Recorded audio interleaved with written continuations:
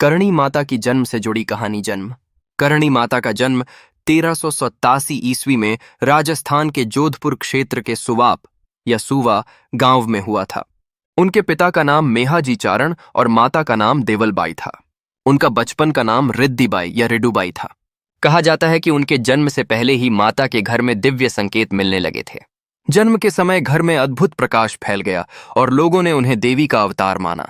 बचपन की चमत्कारी घटनाएं। बचपन से ही वे अत्यंत तेजस्वी और आध्यात्मिक प्रवृत्ति की थीं।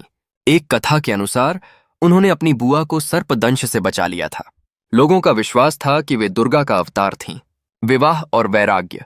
उनका विवाह सथिका गांव के केलू जी बीठू से हुआ था। लेकिन करणी माता ने सांसारिक जीवन न अपनाकर अपना जीवन भक्ति और लोक कल्याण को समर्पित कर दिया। बाद में उन्होंने अपनी छोटी बहन का विवाह अपने पति से करवा दिया और स्वयं आध्यात्मिक जीवन में लग गईं। राजाओं की मार्गदर्शक।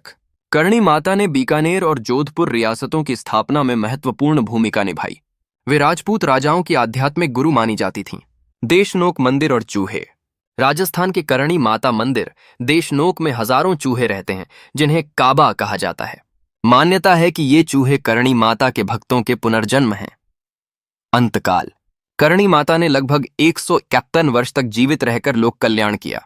कथा के अनुसार वे 1538 ईस्वी में ज्योतिर्लीन हो गईं और आज भी उन्हें जीवित देवी के रूप में पूजा जाता है। यदि आप चाहें तो मैं करणी माता से जुड़ी चमत्कारों की विस्तृत कहानी या देशनोक मंदिर की पूरी कथा भी बता सकता इस सविशनी को सारता निकालती सकती हूं। करणी माता की जन्म से जुड़ी कहानी। जन्म। करणी माता का जन्म 1387 ईस्वी में राजस्थान के जोधपुर क्षेत्र के सुवाप या सुवा गांव में हुआ था। उनके पिता का नाम मेहाजी चारण और माता का नाम देवलबाई था। उनका बचपन का नाम रिद्धिबाई या रिडुबाई था। कहा जाता है कि उनके जन्म से पहले ही माता के घर में दिव्य संकेत मिलने लगे थे। जन्म के समय घर में अद्भुत प्रकाश फैल गया और लोगों ने उन्हें देवी का अवतार माना। बचपन की चमत्कारी घटनाएं।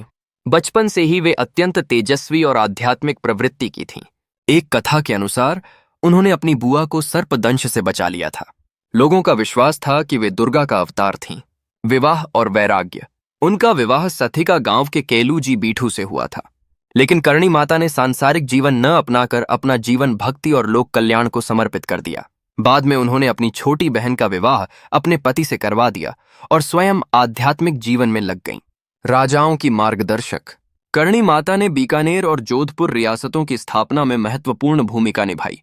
वे राजपूत राजाओं की आध्यात्मिक गुरु मानी जाती थीं। देशनोक मंदिर और चूहे।